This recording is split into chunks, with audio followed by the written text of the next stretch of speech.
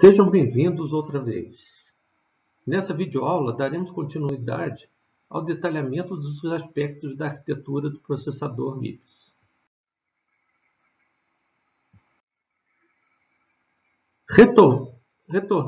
Retomando de onde paramos na videoaula anterior, o MIPS 32 é uma arquitetura de 32 bits, ou seja, sua palavra ou sua word tem 32 bits de tamanho.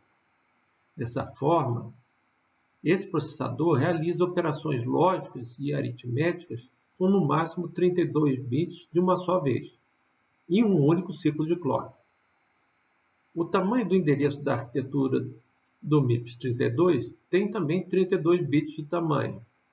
Portanto, o registrador Program Counter, PC, terá 32 bits de tamanho também. Tanto instruções quanto os dados usados nas operações do caminho de dados principal do MIPS 32 têm 32 bits. Isso a torna uma arquitetura regular e com potencial para ser implementada com técnicas de hardware para acelerar o seu desempenho. A arquitetura do conjunto de instruções do MIPS 32 suporta uma diversidade grande de tipos de dados adotados por linguagens de alto nível. Que tipos são esses? Caractere, inteiro, com e sem sinal, float, double, palavra inteira, meia palavra, byte, etc.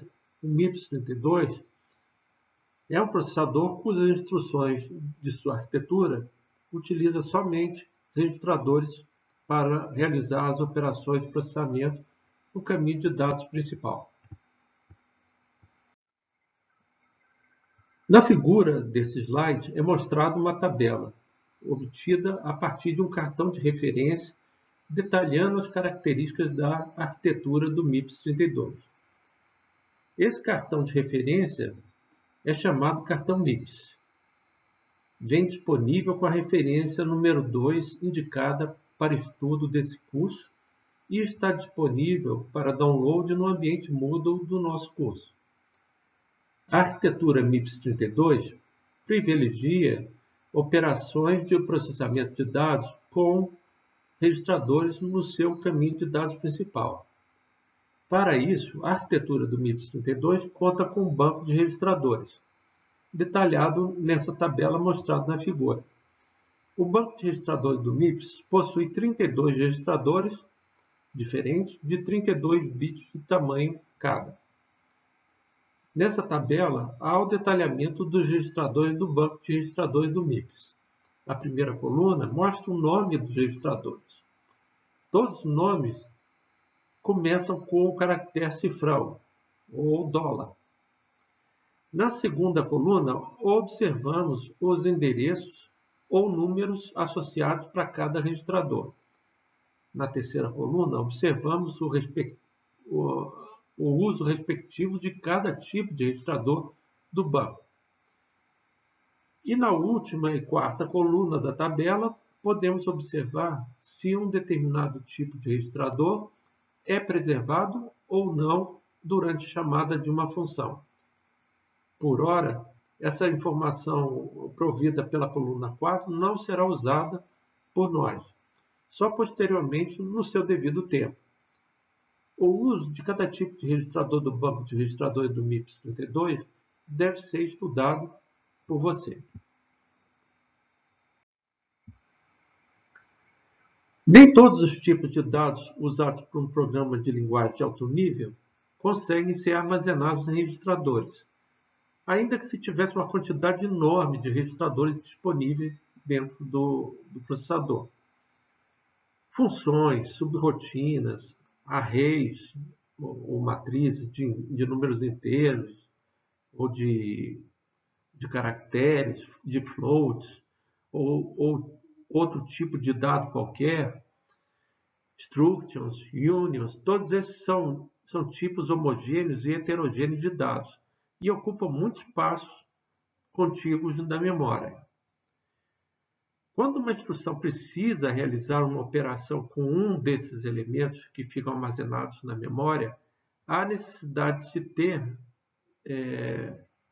anteriormente a essa instrução, uma instrução que faça a transferência de dados da memória para dentro de um dos registradores do banco, para somente assim processar a operação demandada pela instrução no caminho de dados principal do processador usando somente registradores. Na figura mais à direita, observamos um mapa de memória do MIPS32.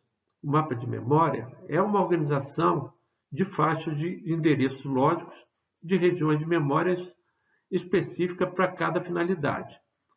O que podemos observar no mapa de memória dessa figura? Do lado esquerdo, os endereços de 32 bits escritos em hexadecimal. Como é que eu sei que o endereço está em hexadecimal? Pelo prefixo 0x que vem antes do endereço. Como os endereços de memória do MIPS têm 32 bits, preciso de 8 caracteres em hexadecimal para representar qualquer endereço de memória. Do lado direito dessa mesma figura, observamos regiões de memória com duas cores distintas. Uma primeira com um azul mais claro, que é a região da memória que os programas do usuário do computador podem ocupar, e uma região azul mais escura, ocupada pelo kernel ou núcleo do sistema operacional, quando esse existir e estiver sendo usado. Na parte central da figura, há um detalhamento maior de cada região da memória. O segmento de memória text é reservado para acomodar o programa do usuário em linguagem de máquina. A região static data, para os dados usados pelo programa do usuário que são inicializados antes da execução. A região dynamic data, para os dados que são alocados em memória dinamicamente durante a execução do programa. O segmento stack, ou pilha, é usado para salvar os dados que precisam ser preservados por programas e funções antes e após a chamada de outras funções. E regiões específicas onde são mapeados endereços específicos usados para configuração e transferência de dados de dispositivos de entrada e saída que o processador usa para se comunicar. Detalhes sobre cada região do mapa de memória devem ser estudados com mais cuidado. Perguntas poderão ser esclarecidas em encontros virtuais síncronos. Se o dado que a instrução precisa usar para realizar a sua operação não estiver dentro de um dos registradores do banco ou na memória, onde mais poderá se localizar?